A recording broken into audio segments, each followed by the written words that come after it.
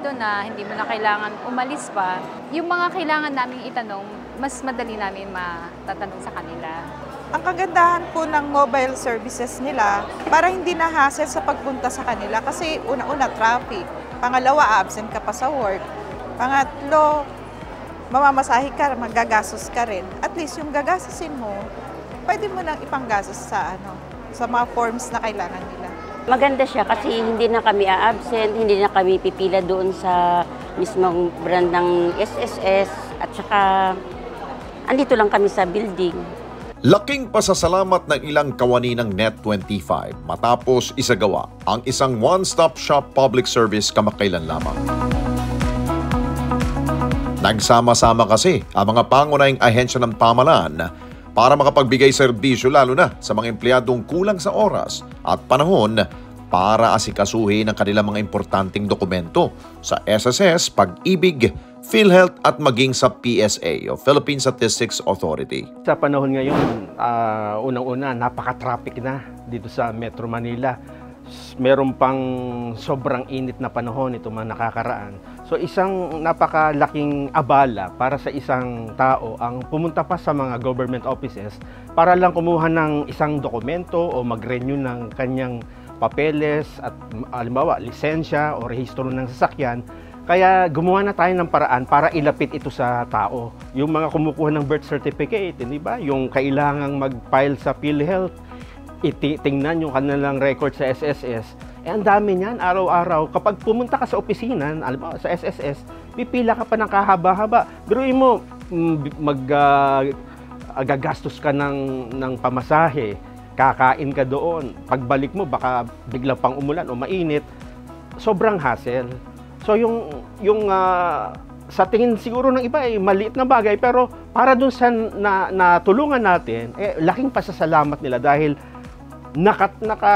naibigay natin sa kanila yung panahon na dapat sana ay ginugo nila sa papunta sa mga tanggapang ito.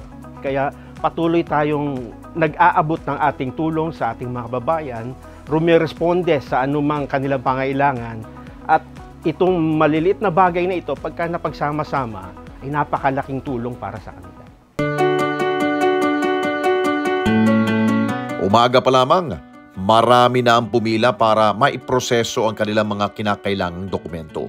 Ang ilan sa kanila, sumangguni sa PSA para sa kanilang birth at marriage certificate. Ang PSA po ay laging pumupunta sa mga lugar kung saan po kami naimbitahan upang magserbisyo po para sa ating mga kababayan na kung saan pwede silang mag-request ng kanilang birth, marriage, and death certificates including Senomar po.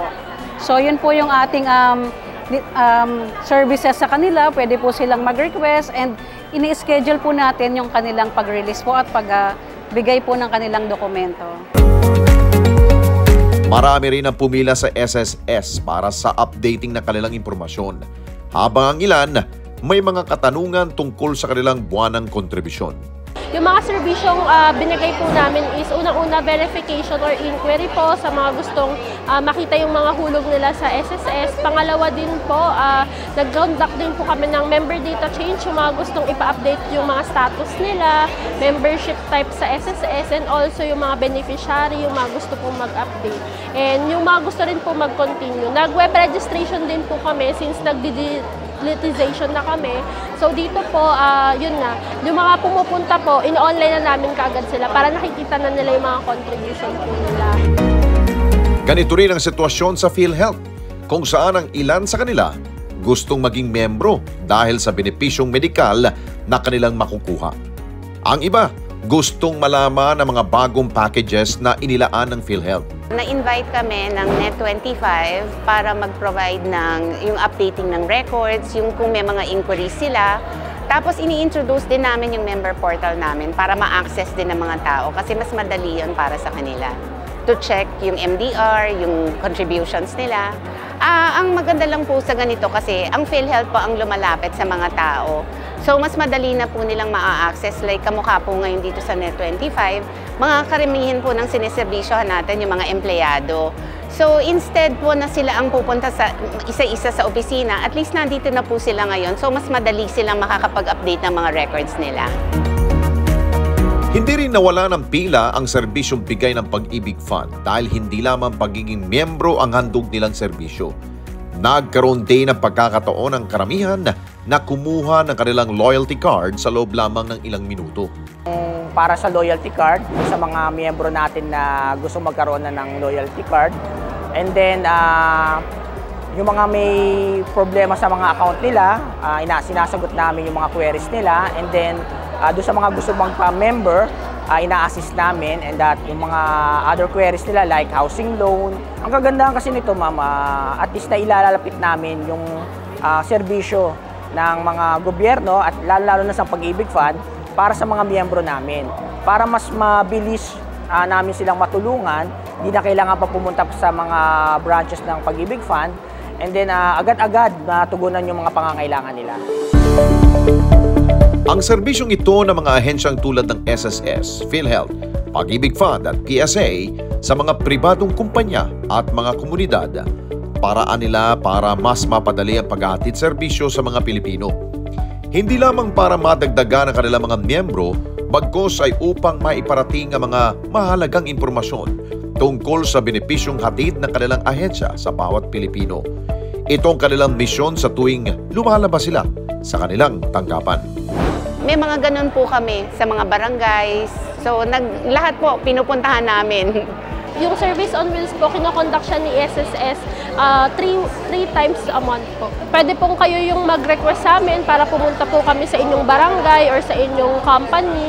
Nire-reach out na po ng PSA yung ating mga kababayan na mapagserbisyohan natin upang mabigyan ng mga dokumento. Madalas po ito, minsan twice a week, minsan every day na lumalabas po kami para po sa ating mga kababayan.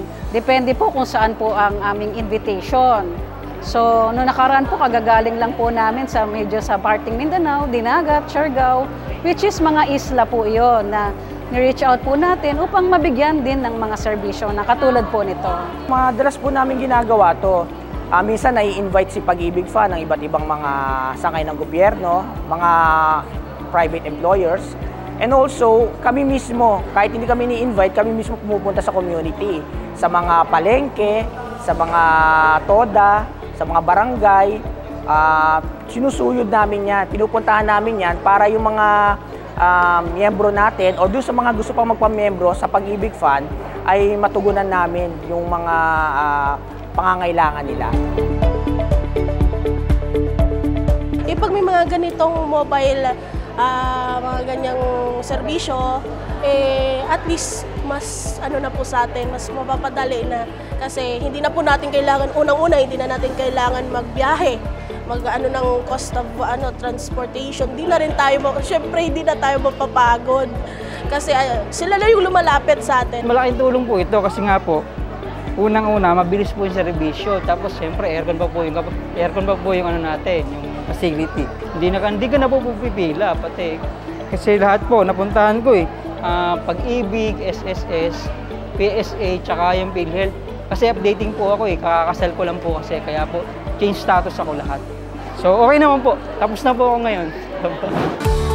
Talaga namang malaki ang naitutulong ng one-stop shop public service sa publiko. Hindi lamang sa mga kumpanya ngunit higit sa lahat sa mga komunidad. Kaya naman laging magantabay dahil baka kayo na ang susunod na mapasyalan na mga serbisyong ito na laging on the go para magbigay ng responde. Mga karesponde natin dito sa Net25, umabot na po ng 1 million subscribers ang ating YouTube channel. Kaya naman, masaya kami na ibahagi sa inyo na natanggap na natin ang YouTube Gold Play button. Dahil po yan sa walang sawa ninyong pagtangkilik sa mga programa ng Net25, lalong-lalo na po sa Responde Mata ng Mamamayan. Kaya naman, congratulations po sa ating lahat.